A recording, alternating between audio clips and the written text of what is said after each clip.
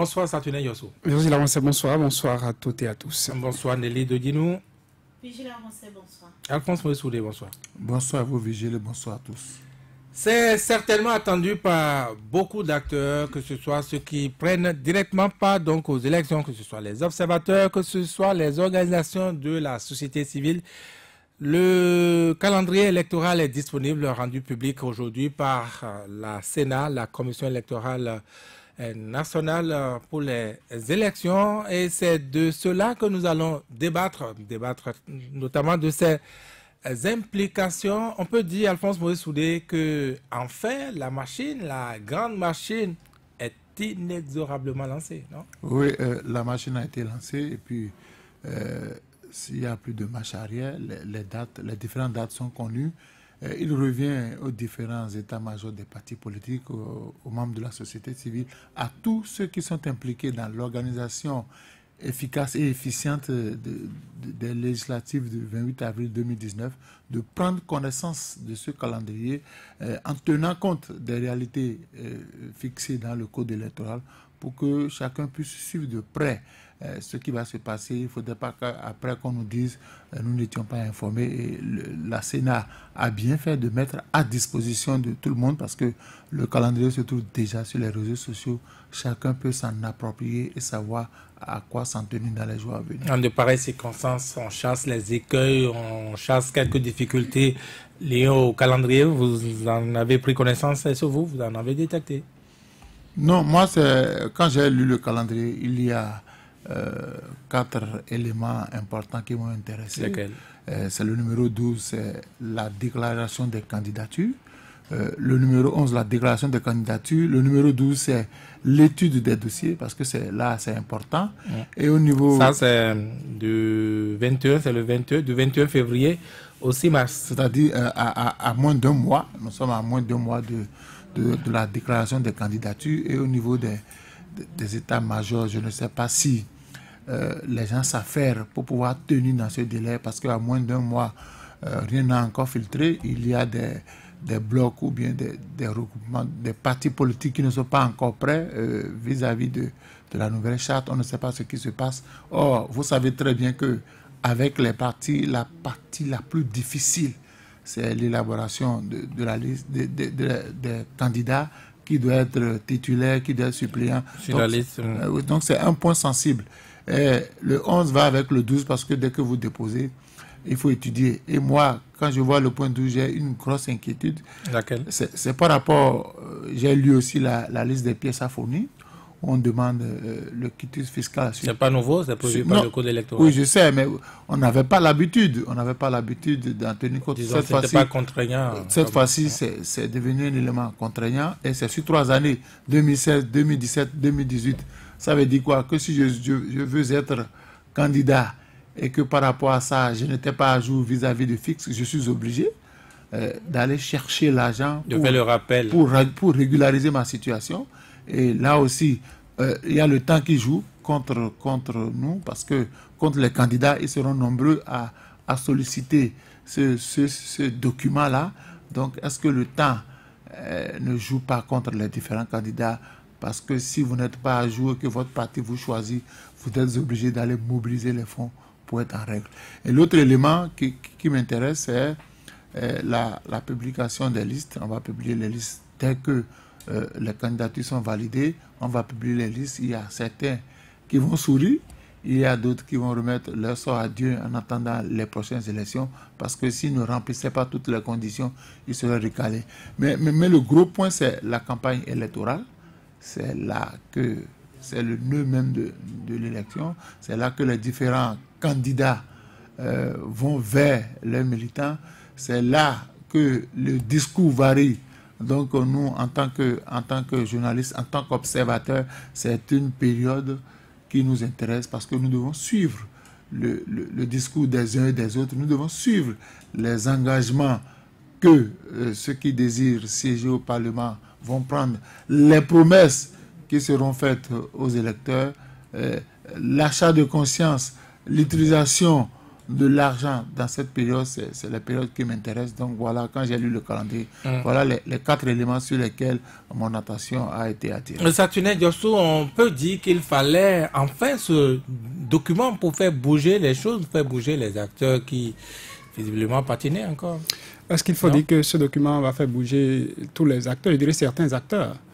Parce que si dans la tête, dans l'état-major de certains partis politiques, voulant s'engager dans la compétition, il y avait de doutes sur la tenue de cette élection législative. Le calendrier tel qu'il a été détaillé par la Commission électorale nationale autonome devrait leur faire savoir désormais qu'attention, il y a une machine qui est enclenchée parce qu'il y a des points sur le calendrier qui ont déjà été tenus. On parle de réception officielle de la liste électorale permanente informatisée.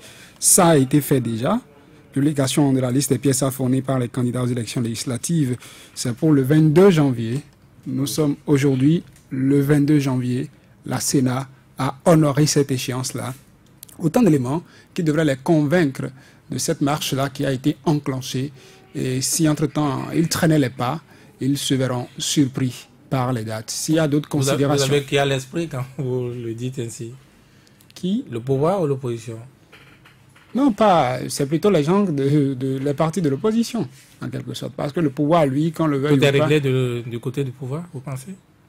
Si le pouvoir a une longueur d'avance, il détient d'une certaine manière la machine qui pourra tourner. Parce que si le pouvoir doit mettre à la disposition de la commission électorale les moyens dont elle a besoin pour fonctionner, et que le pouvoir le fait. Si en temps le pouvoir veut retarder les choses, veut que les choses ne tournent pas rond, il suffit d'agir sur un levier comme... Le pouvoir de modifier le calendrier de la Sénat? Entre-temps, vous avez connu dans ce pays une commission, pour ne pas parler du COS des PIC, qui devait rendre des listes à des échéances précises, qui n'a pas réussi à honorer ces échéances et qui a rejeté le tort sur le pouvoir en place d'alors, le pouvoir exécutif d'alors, soit disant que les moyens n'ont pas été mis à sa disposition pour qu'il puisse faire le travail. C'est des leviers sur lesquels le pouvoir peut agir si entre-temps il veut faire connaître, en tout cas, un retard à un calendrier électoral. Ne pas mettre un moyen à la disposition, savoir qu'à telle échéance, la commission électorale a besoin de moyens pour réaliser telle activité prévue et ne pas mettre ces moyens à la disposition de la commission électorale. La commission électorale n'aura pas d'autre choix que de dire nous décalons, nous n'avons pas pu honorer et que l'opinion publique situe les responsabilités. C'est pourquoi je dis le pouvoir, lui, a cette longueur d'avance. C'est plutôt dans le rang des partis de l'opposition qui aurait un doute. On dit les intentions qu'on prêterait au président de la République de vouloir user de manœuvres pour que les élections législatives ne se tiennent pas et autres. Avec ce calendrier électoral, tout au moins, ils savent désormais qu'ils n'auront plus à en vouloir qu'à eux-mêmes si entre-temps ils loupaient des échéances. Les implications dans tous les cas, on va y revenir. Nelly, dis-nous, comment vous trouvez ce calendrier? Qu'est-ce que vous y relevez globalement? Globalement, on relève tout simplement que les préparatifs pour le 28 avril sont lancés depuis le 16 janvier. Après la réception du fichier électoral et qu'aujourd'hui, il y a eu la publication de la liste des pièces à fournir pour être candidat. Et grâce, avec tous les points, moi je retiens que déjà le 28 avril, on sera aux élections. Jour du scrutin. Que la campagne électorale sera lancée le 11 officiellement pour démarrer le 12. Le 11 avril. Le 11 avril pour démarrer le 12 à minuit et que déjà le 30, la Sénat va pouvoir donner les grandes tendances des législatives au Bénin.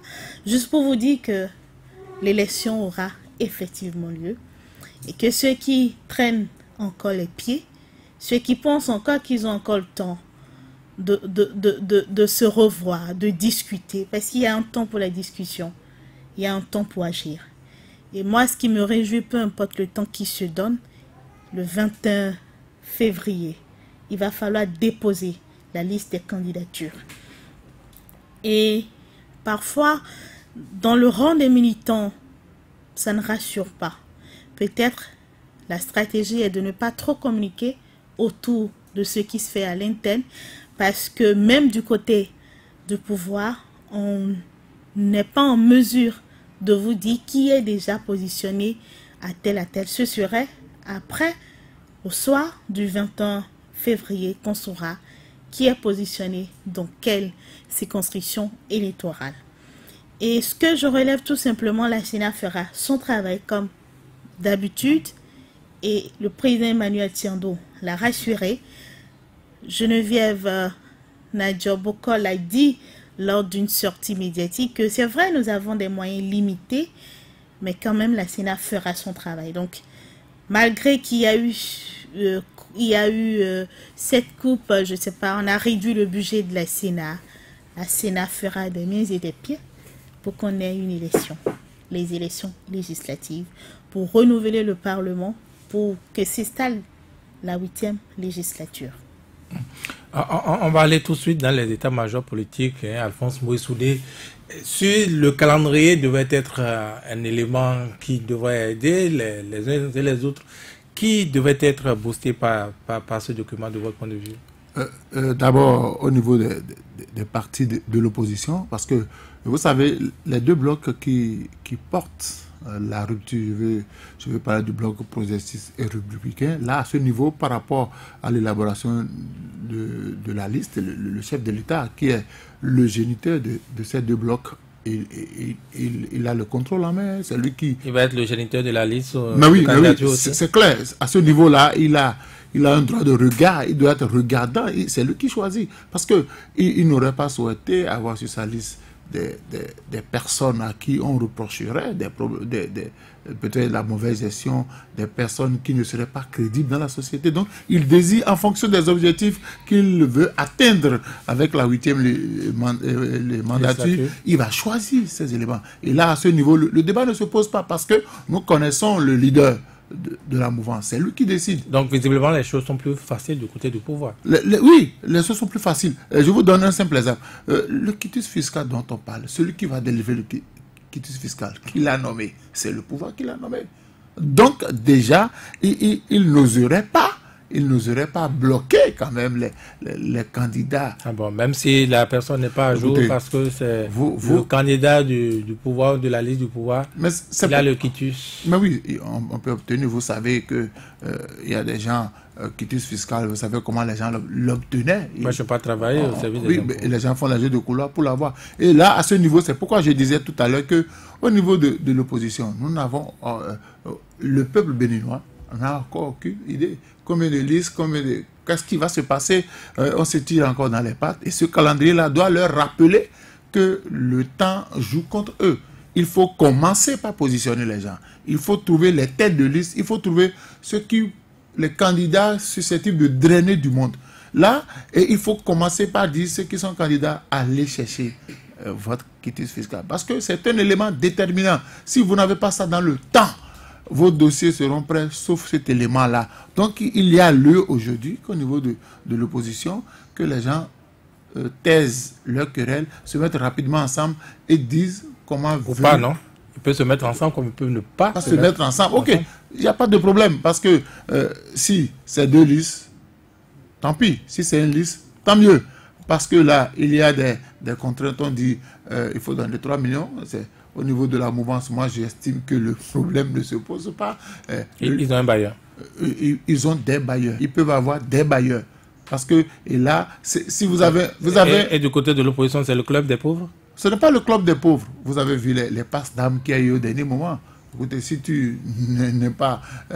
tu ne me supportes pas, ne me demande pas de financer ta liste, ne me demande pas de te porter un coup de main financier, c'est pas possible. Mais au niveau de la mouvance, on connaît le leader, et le leader va décider. Et le leader est capable de donner les 249 millions fois 2, en fonction, parce que c'est lui qui aurait choisi les candidats. Et il est aussi riche. Au-delà, nous savons de qui nous parlons tous, au-delà du leader, il peut y avoir une griffe des sponsors, c'est-à-dire que des personnes qui ne sont pas sur la liste, mais qui veulent soutenir le pouvoir en place et qui vont mettre à la disposition de cette liste pour dire, moi je donne 100 millions, moi je donne 50 millions, pour qu'un objectif soit atteint. Donc il revient aux gens de l'opposition de prendre connaissance et d'aller très vite. Parce que si vous n'y allez pas, on est à moins d'un mois.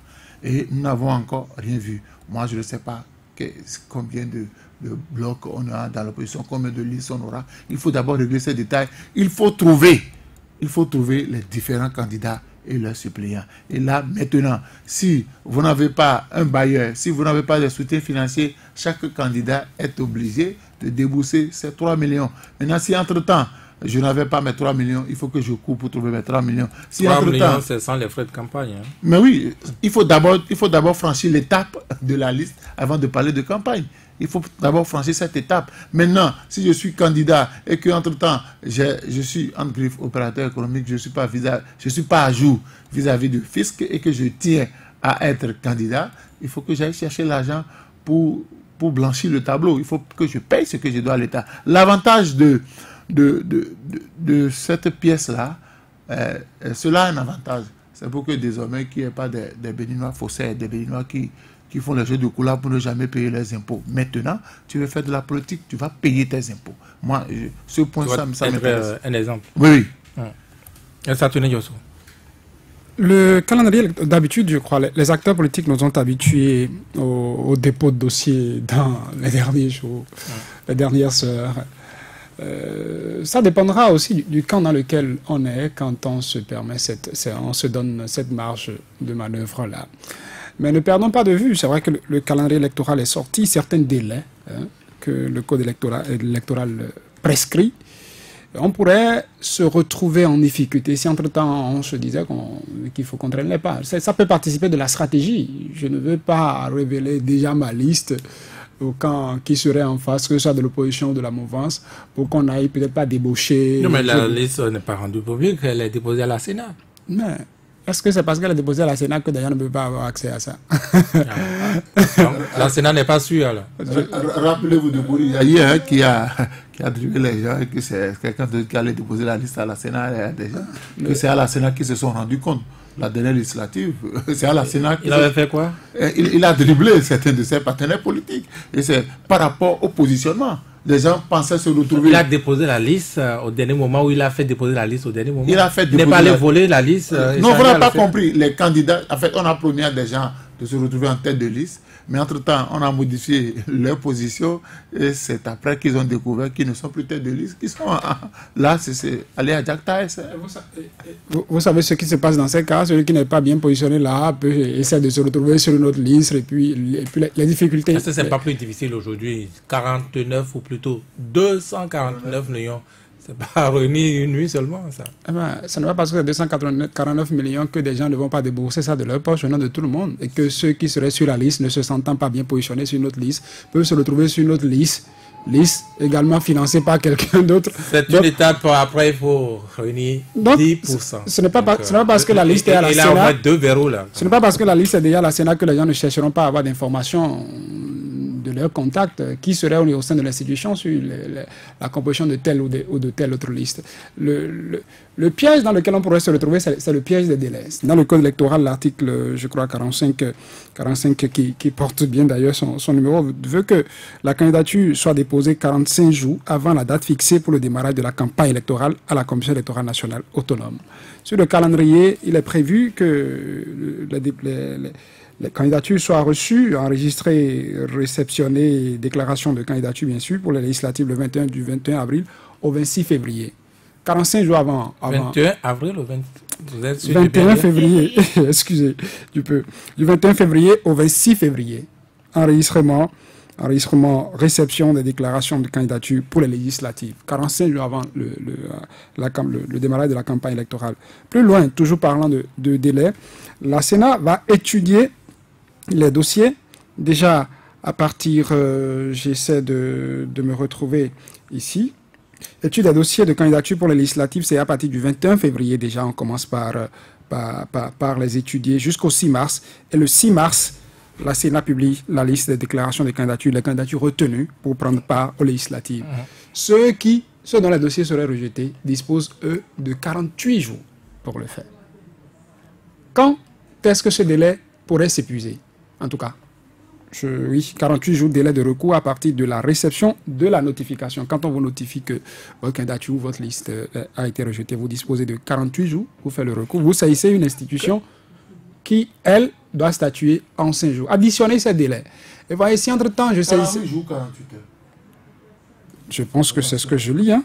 Bon, Sauf, on va pas mal lire en direct. je fais plus attention, je sollicite déjà la présence de celle qui est à mes côtés pour ne pas dire que c'est Nelly. On parle de rejet ou d'une liste de candidatures. Et bien évidemment, ah oui, 48 heures, autant pour moi. C'est Alphonse Maurice Solé qui a raison. Ah, même pendant les élections, ça va vite. Oui, ça va vite. Donc, attention au piège des délais. Quand on est dans le calcul politique, qu'on ne perde pas de vue des échéances qui sont précises par rapport à des actes qui sont quand même importants à vider pour s'assurer de sa présence aux législatives. Donc, qu'on soit dans un camp comme dans l'autre, c'est des éléments qui comptent. Nelly, dis-nous, est-ce que, comme Alphonse, vous voyez trivialement que c'est plus l'opposition qui a le feu aux fesses avec ce calendrier rendu public? Peut-être, hein. C'est vrai, le pouvoir en place à une longueur d'avance parce que les autres se sont déjà constitués en 2, 3, 4 blocs. En tout cas, autour du chef de l'État, il y a plusieurs blocs déjà. Donc, c'est constitué. Peut-être au niveau des positionnements, c'est sûr qu'il y a de cette petite guerre à l'interne, mais qui ne s'affiche pas à l'externe. Mais on voit plutôt l'opposition dans une situation beaucoup plus difficile. Cette difficulté de se mettre ensemble, ça se ressent à chaque sortie. On sent, on vient dire, bon, oui, on est en train de travailler, on vous écoute, hein, chère population, on est à votre écoute. Comme vous l'avez souhaité, nous allons faire une seule liste. Et parfois, il faut forcément peut-être dire ou bien essayer de dire à cette population, mais compte tenu de ce qu'on vit, de notre stratégie, nous, on pense qu'aller avec 2 listes nous arrangerait et donner les explications à cette population-là que de laisser croire ou bien de laisser dans l'opinion que, bon, ils n'arrivent pas à s'entendre, ces partis de l'opposition, ils n'arrivent pas à satisfaire peut-être nous, notre idéal. Et parfois, ça crée la démobilisation, ça crée cette situation de ne pas trop aimer, que les populations n'aiment pas cette situation-là. Et moi, je pense au moins pour une fois, hein, les politiques vont enrichir les caisses de l'État. Imaginez que 4 groupes se retrouvent aux côtés du président Talon et pour aller aux élections, c'est que nous sommes près du milliard. Et peut-être 2 groupes, 2 blocs pour l'opposition, ça va nous faire 1 milliard. C'est que moi, je fais le calcul. Ce sont des infrastructures à construire dans les écoles, plateaux techniques. Au moins pour une fois, les politiques vont enrichir les caisses de l'État. C'est peut-être l'avantage. Même en payant les impôts, le quitus fiscal sur 3 ans. Tout à fait. C'est politique. Bon, très souvent, on nous dit qu'ils ont... Finalement, c'est pas mal trouvé. C'est pas mal, hein. Le BNP. Oui, au moins pour une fois, ils vont enrichir les caisses de l'État. Ça va servir à faire du social. Moi, je vois le côté positif de cette caution très élevée. Il faut le reconnaître. Mais le quitus fiscal... Pardon. Le quitus fiscal. Vous pouvez vous passer du mot. On vous comprend déjà. C'est vous qui nous dites tout. Quitus fiscal, voilà. Le quitus fiscal, tel que la loi l'a dit, la fin, c'est juste payer vos impôts. La loi n'a pas spécifié quel type d'impôt il s'agit. Ça veut dire tous les impôts. Ça veut dire tous les impôts. Donc, quand vous êtes candidat et que vous ayez peut-être payé, vous êtes à jour par rapport à vos entreprises, c'est pas malheur pour vous. Vous avez une parcelle de terre quelque part que vous n'aviez pas déclaré ou peut-être qu'on a vendu ça et que vous n'avez pas payé les taxes là-dessus. Vous êtes sûr qu'on va vous donner le quitus? Je ne crois pas. Justement, puisque vous en parlez, c'est vous, la juriste sur ce plateau. Le candidat dispose de combien de jours pour faire de recours dans ce cas précis? Que dit le code? Bon, par rapport au quitus... non, allez-y, on vous a déjà fait grâce ce mot-là aujourd'hui. Par rapport au quitus fiscal, il n'y a pas un délai spécifique. Hein. On a parlé quand vous déposez le dossier, vous avez 48 heures pour faire. Donc le directeur vous donne ou ne vous donne pas, vous allez mourir. Et puis on dit c'est une seule personne qui délivre le quitus. Le directeur général des impôts. Le directeur général des impôts pour ces milliers de candidatures. Parce que c'est disons si nous avons 4 blocs, ça fait 83 titulaires, 83 suppléants, fois autant de listes qu'on aura. Vous dites bien que la loi ne dit pas qu'on a une possibilité de recours, c'est-à-dire si on estime que vous avez un terrain dans une brousse de je ne sais où. En fait, ce qui s'est passé, les politiques eux-mêmes ont laissé faire ou bien se sont tus. Ils auraient demandé le quitus très tôt pour que déjà il y ait des recours, ou bien qu'il y ait déjà que les gens querellent au moins pour éprouver cette disposition. Pour voir par quelle mesure il faut y prendre. Parce que moi, je suis en train de fouiller par rapport au quitus. On a juste listé les pièces à fournir. Je ne trouve pas. Je peux encore me tromper. On a d'autres émissions pour que... Voilà. Je suis en train de fouiller. On nous a mis ensemble les pièces à fournir. Et on dit au cas où votre liste sera invalidée ou quelque chose, vous avez 48 heures pour faire des recours.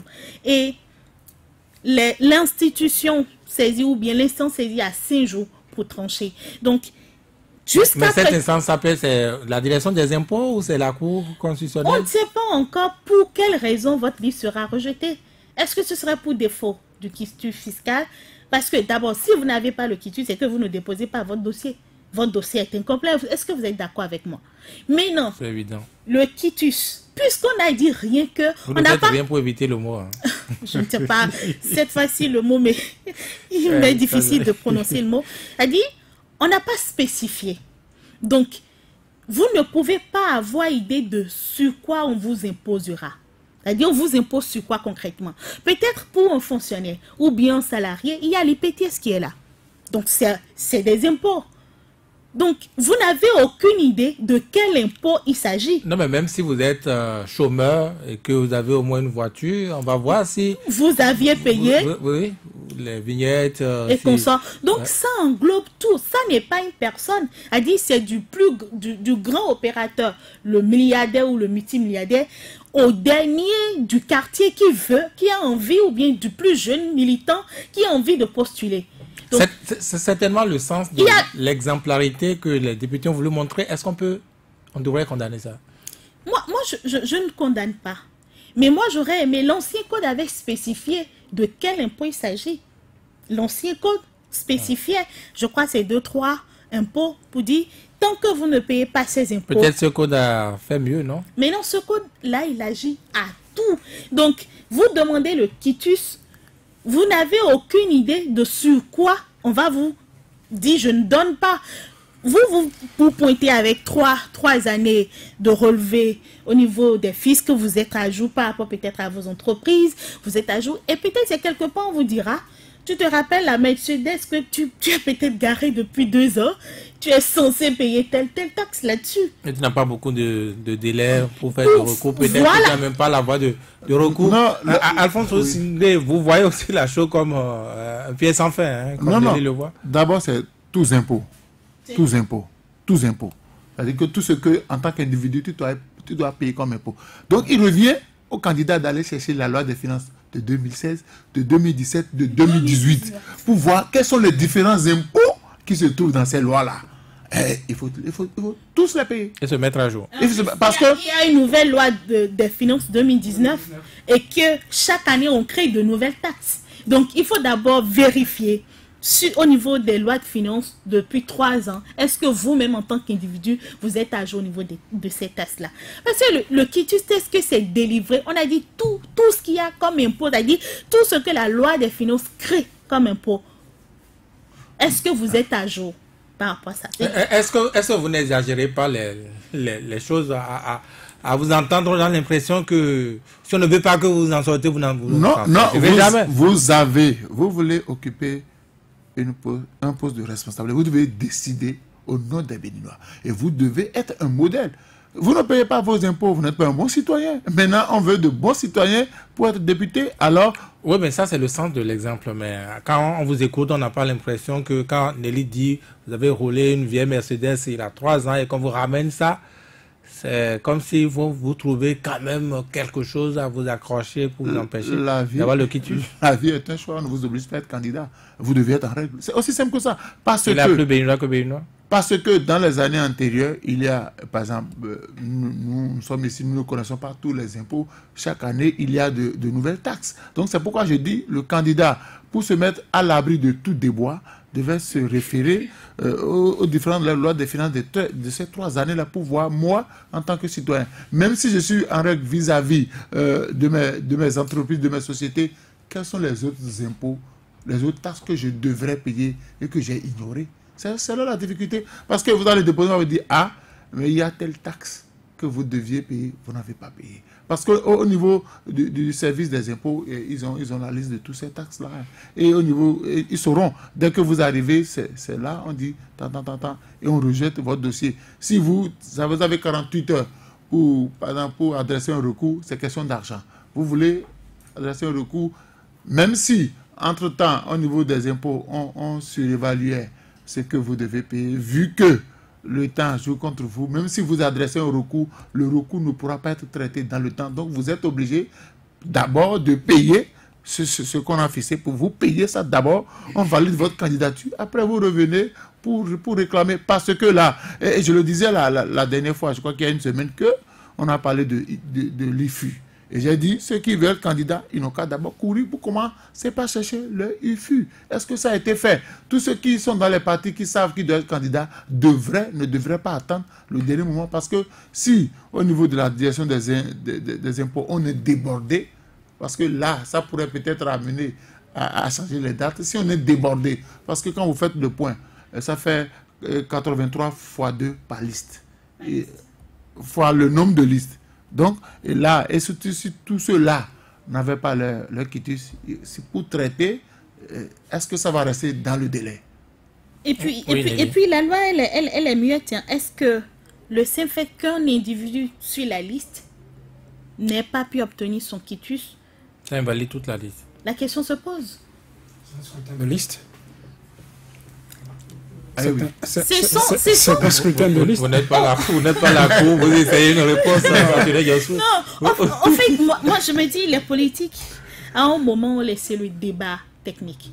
C'est-à-dire, ils ont fait le débat partisan. Ils ont fait le débat, c'est mauvais, oui.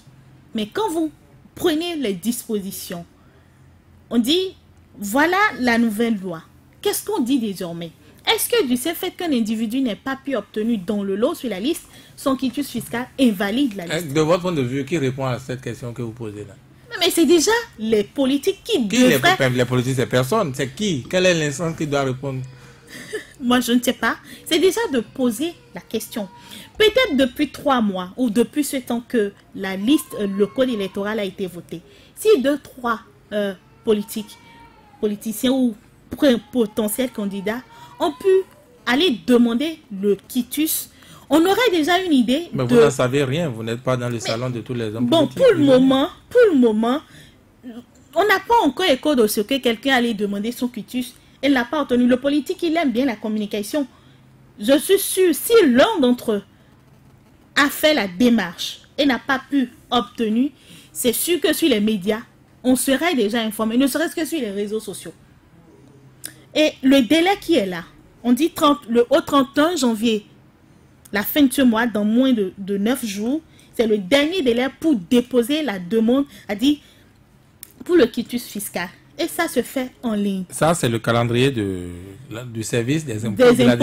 Ça n'a rien à voir avec le calendrier. Donc, ici, il faut déposer le dossier, déjà, les dossiers de candidature le 21. Donc, entre le 31 et le 21, le 31 janvier et le 21, il faudrait que les gens... Le 21 février, que les gens aient le quitus fiscal. Et l'article 46 du Code électoral a énuméré les pièces à fournir dont le quitus. Est-ce que dans le délai de 10 jours, de 20 jours, les gens pourront avoir leur quitus et faire des recours parce que forcément il y aura des rejets? C'est pas évident que tous les candidats puissent avoir leur quitus. Est-ce que dans les 20 jours, c'est possible de quereller les décisions, les rejets devant les juridictions? Et devant quelle juridiction? Est-ce qu'au niveau de l'agent judiciaire du Trésor? Est-ce qu'au niveau de la Cour suprême? Est-ce au niveau de la Sénat? On n'a aucune idée. Et là, les délais sont en train de jouer. C'est pour ça que j'ai dit les politiques à un moment donné ont manqué peut-être d'associer ceux qui maîtrisent les textes de loi pour qu'on fouille un peu et leur proposer des démarches, parce que vite les gens auront à quereller les décisions pour que chacun ait une idée de ce qu'on met réellement dans quitus fiscal. C'est peut-être vous qui avez peur pour rien aussi. C'est possible. C'est la lecture que je fais. N'oubliez pas que si vous êtes en contentieux avec l'administration fiscale, ce n'est pas avec l'administration, parlant de la Commission électorale nationale autonome, que vous êtes en conflit. Vous n'allez pas, si on refuse de vous donner le quitus fiscal, ce n'est pas, la Sénat ne veut pas savoir le dossier que vous avez fourni, est-ce que le dossier est à jour. Il a dit que sur votre quitus fiscal, il doit avoir... Bon, il peut y avoir des plaidoiries, on ne sait jamais. Quel type de plaidoirie pour que le président de la commission, que s'il vérifie votre dossier, il constate que d'abord il a déjà été dit. Qu'il a intervenu pour vous à la direction des... Non, je n'ai pas dit ça. Il peut y avoir des plaidoiries. Au cas où beaucoup vont se retrouver dans des situations peut-être inexplicables, il y aurait peut-être des plaidoiries, Et vous pensez que... Nelly, ils auraient eu tort d'avoir attendu les derniers moments pour déposer. C'est pour ça que je dis, ils n'avaient pas fait un débat technique. Est-ce que c'est pas... Vous n'envisagez pas le Père Noël, simplement? Est-ce que vous êtes réaliste, là? Je trouve que ça fait deux niveaux qui sont différents. Hein? L'administration fiscale, la Commission électorale nationale autonome. Okay. Mais est-ce qu'on peut ignorer sciemment, Satoné Diosso, que c'est lié? Non, ce n'est pas lié. La Sénat veut voir dans vos pièces le quitus fiscal. Point. Si vous n'avez pas ça, allez vous entendre avec l'administration fiscale. Et apporter le quitus. Le quitus, c'est ce que la Sénat veut avoir. Si vous n'avez pas ça, elle rejette votre dossier et ne me dites pas que l'administration fiscale sera liée par le délai du code électoral pour vider ce contentieux-là. Il y a des individus, je ne voudrais pas en citer, pas des moindres, qui ont des ambitions pour si vous en connaissez, c'est peut-être l'occasion de leur faire campagne, c'était pour des élections. Je peux contester même, je prends l'exemple qu'on a le plus entendu ces derniers temps, je peux contester un redressement fiscal. Mais tu payes d'abord. Pour le moment, tu payes. Voilà. Si je conteste un redressement fiscal, et je me retrouve en contentieux avec l'administration fiscale, le dossier n'est pas encore vidé. Je prends un exemple, celui de Sébastien Germain à Javon. Vous m'attendiez certainement là-dessus.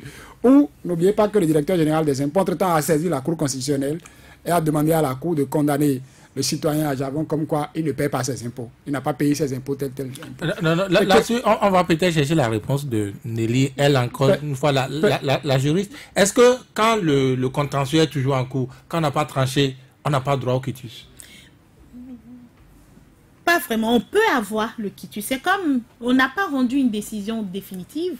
Donc, les personnes peuvent être en mesure, même ceux peut-être qui sont à l'extérieur ou quelque part, qui veulent candidater, puisqu'il n'y a pas une décision définitive à leur encontre, ils peuvent postuler si nous allons rester légalistes. C'est ce que je sais. Maintenant, parlons de quitus. Quand vous rentrez en conflit... C'était juste pour cette réponse que je vous avais sollicité, Nelly. Je souffrais que Saturne reprenne donc la parole. Merci. Je parlais de ce cas où le directeur général des impôts a saisi la Cour constitutionnelle et a demandé à la Cour constitutionnelle de déclarer que l'individu Sébastien Germain à Javon, citoyen Sébastien Germain à Javon, ne paie pas ses impôts. Et la Cour constitutionnelle a peut-être choisi ces mots en disant, d'une manière, pour paraphraser la décision de la Cour, qu'en l'État, il n'y a pas encore une décision de justice qui condamne Sébastien Germain à Javon comme étant, disant qu'il doit des impôts. En temps normal, c'est que c'est vidé. Cette décision-là même pouvait servir aux citoyens Sébastien Germain à Javon, dont les comptes ont été bloqués et tout le reste, pour cette raison-là, afin qu'il y ait main levée. Si malgré cette décision de la Cour, l'administration fiscale n'a pas senti cette pression-là, ce devoir de laisser les choses, de laisser le citoyen, l'opérateur économique Sébastien Germain à Javon jouir de ses comptes, jouir de ses avoirs, jusqu'au moment où une décision de justice sortirait pour le condamner. Donc, si c'était le cas, qu'il devrait réellement à l'administration fiscale pour les impôts. Si l'administration fiscale n'a pas senti cette nécessité, cette pression, ce devoir, ce n'est pas en période électorale que, quand on aura besoin d'un quitus fiscal, et le directeur général des impôts va déclarer que Virgile, vous n'avez pas déclaré tel type d'impôt, je vous redresse et vous contestez ce... Ce n'est pas un grand impôt à déclarer. Ce n'est pas en ce moment-là que l'administration fiscale va sentir la nécessité de dire « Ah, vous devrez aller aux élections, donc je fais vite, je fais donc cette mesure-là exceptionnelle en disant « Je vous octroie le quitus fiscal ». D'une manière ou d'une autre, vous le disiez tout à l'heure, on peut trouver un lien, on peut dire que c'est lié. Si vous n'avez pas le quitus fiscal, vous ne serez pas candidat pour les élections législatives. Donc, voilà. C'est de candidature. Oui, Nelly de Guinou, vous avez tellement à dire ce soir. Vous reprenez la parole. Pas du tout, je dis une pièce manquerait à votre dossier de candidature. Parlons du quitus fiscal. C'est là le manque de réactivité. C'est-à-dire, on a pris tout le temps pour faire le débat autour. Oui, les élections sont trop chères. Voilà, on veut. Mais au fond, on n'a pas cherché déjà à provoquer le recours. Il fallait provoquer l'administration fiscale. Vous y revenez, vous insistez. Mais puisque vous entendez presque tous ici pour trouver que c'est éventuellement ce qui pourrait amener de crise, en tout cas, ce qui pourrait créer plus de difficultés aux candidats à ces législatives, Alphonse Maurice Soudé, est-ce que n'est pas du devoir aussi de l'administration fiscale de communiquer? C'est vrai, on l'a vu avec... communiquer, on l'a vu avec une autre de service, mais est-ce que ça suffit? Est-ce qu'il ne devait pas avoir plus de communication sur les implications, n'est-ce pas, de cette disposition du code électoral et tout ce qui devait se faire? Est-ce qu'on ne guérirait pas de la crise en faisant déjà ça dès maintenant? Non, si l'administration des impôts n'a pas communiqué par rapport à ça, il revient... Il est diata? Il revient à ceux qui ont des ambitions politiques de se renseigner sur les différents types d'impôts qu'il faut payer. Parce que si les gens ne souhaitent pas être candidats, ils ne vont pas s'intéresser aux différents types. La preuve, moi je ne veux pas être candidat, donc je ne sais pas les différents types d'impôts. Mais on n'a pas précisé, avec dit que c'est tous les impôts. Oui, non, c'est pourquoi je dis, au-delà des impôts que nous connaissons habituellement, est-ce qu'il n'y a pas d'autres impôts que le citoyen doit payer et que nous ignorons? C'est pourquoi j'ai dit. J'ai dit, il revient au candidat de se rapprocher de l'administration des impôts. Loi des finances 2016, 2017, 2018, quelles sont les différentes taxes fixées par l'État? Et on vous les sort et vous allez voir qu'est-ce qui vous concerne en tant qu'individu et vous vous dépêchez d'aller payer. Parce que la Sénat ne veut pas savoir. La Sénat prend les pièces. C'est peut-être des gens qui ont donné la liste des pièces à fournir. On regarde. Vous n'avez pas votre quitus, on met de côté. Vous n'avez pas attestation de résidence, on met de côté. On dit les pièces qui manquent. Donc, chacun a intérêt. Le problème, c'est quoi? Nelly l'a rappelé tout à l'heure. On n'a pas fait le débat technique. On a voté la loi, on est allé se coucher. On a voté la loi, on est allé se coucher. Tout le monde a parlé de quitus fiscal sans savoir quels sont les différents impôts qu'il faut payer par rapport à ça. Quelles sont les taxes qui sont concernées? On a tous juste parlé de quitus fiscal. On s'est tué. Maintenant, c'est là. On peut vous rappeler, pour dire, écoutez, en 2017, il y a un impôt que vous devriez payer, que vous n'avez pas payé. Parce qu'au niveau de la direction des impôts, ils ont les différentes taxes. Pour chaque individu, de 2016, 2017, 2018, ils ont ça là. La liste serait affichée là. Et ceux qui sont là de contrôler les dossiers, ils vont dire, ah, vous n'avez pas ça, vous n'avez pas ça. On ne vous donne pas. Donc, le quitus fiscal, c'est un document qui prend en compte ces 3 années-là. Donc, aujourd'hui, ça pose un autre problème. Ça pose un sérieux problème. Et on a donné un délai pour déposer les dossiers en ligne. Attention, et là aussi, il y a un problème de connexion. Il y a un problème de connexion pour ceux qui sont... Problème partout. Ceux qui sont hors de Cotonou. C'est pourquoi je dis, les gens ont pris le temps, on a laissé le temps couler. Il faut scanner, et il faut envoyer à temps. C'est ça, c'est là le défaut des hommes politiques. Dans tous les cas, l'Assemblée... Et nous avons toujours dit ici que les hommes politiques attendent toujours le dernier moment. Normalement, dès qu'on a parlé de quitus fiscal, quelqu'un devait déjà s'essayer pour demander son quitus fiscal. Il devait biper, comme on dit. Il devait biper la direction des impôts. Il va demander son quitus fiscal et si on lui refuse le quitus, on va lui dire les raisons pour lesquelles on a refusé. Quelqu'un devait servir de cobaye. Mais malheureusement, les hommes politiques attendent. Et là, vous savez, nous sommes sur un terrain politique. Si je veux te tacler, tu es mon adversaire, je veux te tacler. Je ne veux pas que tu aies compétit avec moi. Ok. C'est un blocage. Tranquillement, et j'aurais gagné. Justement, Saturnin Diossou, est-ce que cette disposition du code électoral, c'est vrai que nous n'allons pas pouvoir réécrire le code ce soir, mais est-ce que c'est sciemment, on va dire, chrysogène? C'est pas nouveau, la question du quitus fiscal. Ce n'est pas nouveau. Ça existait. Mais l'élément nouveau, c'est déjà la volonté du pouvoir de vouloir contrôler la délivrance de ce quitus fiscal. Et si le pouvoir commence à faire attention à celui qui signe, à celui qui vous donne le quitus, comme on le dit, celui qui pose sa signature sur le document pour dire oui, Alphonse Moïse Soudé, c'est bon, vous êtes clean, vous êtes à jour, vous pouvez aller aux élections. Si le pouvoir cherche à contrôler ça, cela voudra dire que ceux-là qui lui prêtent les intentions selon lesquelles il peut, puisque c'est de lui que dépend directement la personne qui donne le quitus, il peut dire, Virgile, ne donnez pas le quitus à Alphonse Moïse Soudé. On trouvera quelque chose à vous dire. On peut réveiller quelque chose si entre-temps vous aussi, vous n'aviez pas assuré vos arrières et vous dire que par rapport à ça, vous n'êtes pas à jour. Il faudrait que vous puissiez vous mettre à jour. Si on rejette, on vous notifie ce rejet, vous vous mettez à jour, vous introduisez certainement une autre demande de quitus fiscal, on va statuer là-dessus et aller. Vous n'aurez qu'un seul choix, si tant est que vous tenez à aller à ces élections en ce moment-là, c'est que quel que soit le reproche, quel que soit ce qu'on vous demandera de payer, vous payez et vous continuez. Ça pourrait être tant mieux pour les 16, tant mieux pour les caisses de l'État, on continuerait. Mais si vous n'êtes pas d'accord, vous enclenchez le contentieux et vous pouvez dire bye bye à vos ambitions. À vos ambitions. N'oubliez pas qu'au niveau de la Sénat, quand on parle de quitus, vous le voyez pour d'autres élections. Quand on vient déposer une liste de candidats, avant même qu'on ne vous donne un récépissé, on vérifie la liste des pièces à fournir. Ici, j'ai une photocopie légalisée de la carte d'électeur par candidat titulaire et suppléant. On vérifie si c'est dans tous les dossiers, les 83. Si c'est bon, on passe au point suivant.